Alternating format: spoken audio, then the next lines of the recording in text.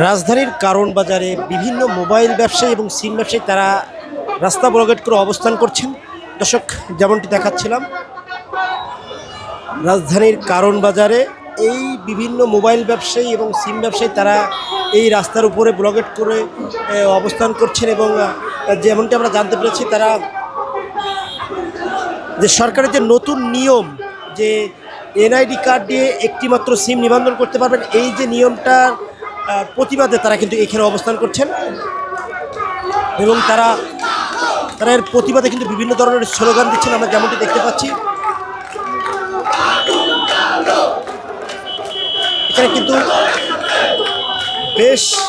বেশ কিছু ব্যবসায়ীরা, মোবাইল ব্যবসায়ী এবং সিম ব্যবসায়ী, তারা কিন্তু এই রাস্তায় এসে নেমে পড়েছেন এবং তাদের যে দাবি, সেটি দাবিটা হলো এই যে নিয়ম, নতুন নিয়ম যে সরকার চালু করতে যাচ্ছে, এই নিয়মটা বাতিল করার জন্য তারা এই দাবি জানাচ্ছেন।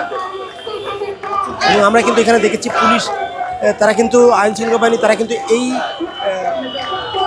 যে রাস্তা ব্লকেটের কারণে যে সমস্যাটি হচ্ছে, সেই সমস্যাটার জন্য তারা কিন্তু চেষ্টা করতেছেন তাদেরকে তুলে দেওয়ার। এবং আমরা যেটা দেখতে পাচ্ছি, অ্যাম্বুলেন্স যাওয়ার জন্য তারা কিন্তু রাস্তা ছেড়ে দিচ্ছেন এই আন্দোলনকারীরা। দর্শক, যেমনটি বলছিলাম, পুলিশ কিন্তু তার আইন শৃঙ্খলা বাহিনী, তারা কিন্তু সেই বেশ সতর্কতাভাবে অবস্থান করছেন। এখানে আমরা কিন্তু দেখতে পাচ্ছি তার পিছনে একটি পানির ট্যাঙ্ক তথা জল কামান তারা কিন্তু রেখে দিচ্ছেন।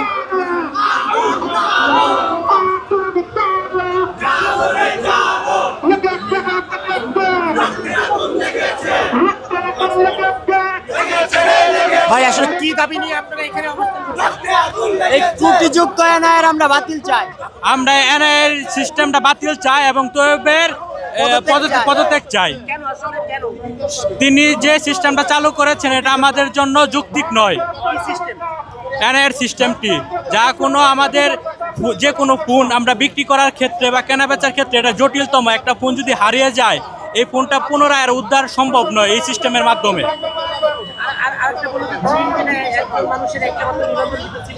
জি জি, একটি ফোনে একটি মাত্র সিম ইউজ করা যাবে। পরবর্তীতে যদি এই ফোনের সিম বা কোনো কারণে যদি বিনষ্ট হয়, পরবর্তীতে এই ফোনটি বাতিল হয়ে, যার কারণে আর্থিকভাবে দেশ অনেক সমস্যায় পড়বে এই কারণে নষ্ট হওয়ার স্বার্থে।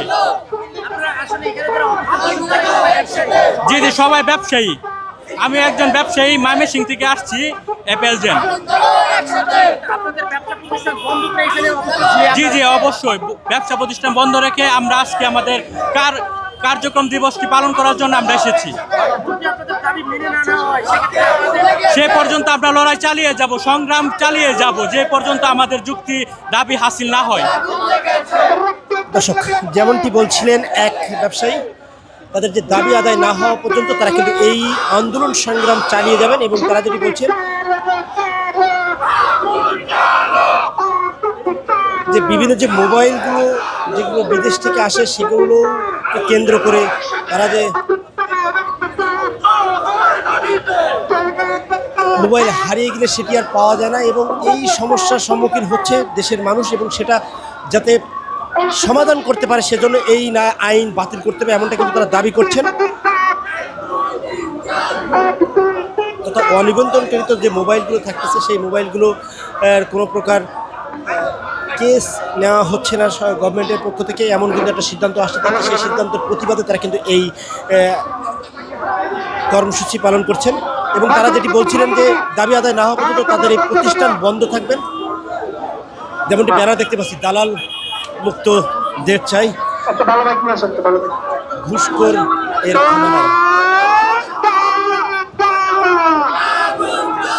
রক্ত লাগলে রক্ত নিন, ব্যবসা করার সুযোগ দিন, ব্যবসায়ী বাঁচাও, দেশ বাঁচাও। বিভিন্ন ধরনের স্লোগান আমরা কিন্তু এই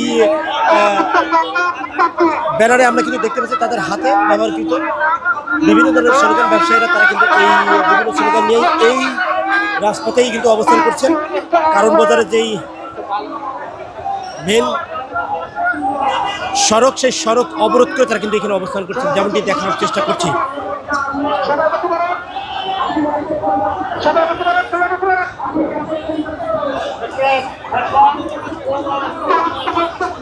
দর্শক, যেমনটি দেখাচ্ছিলাম,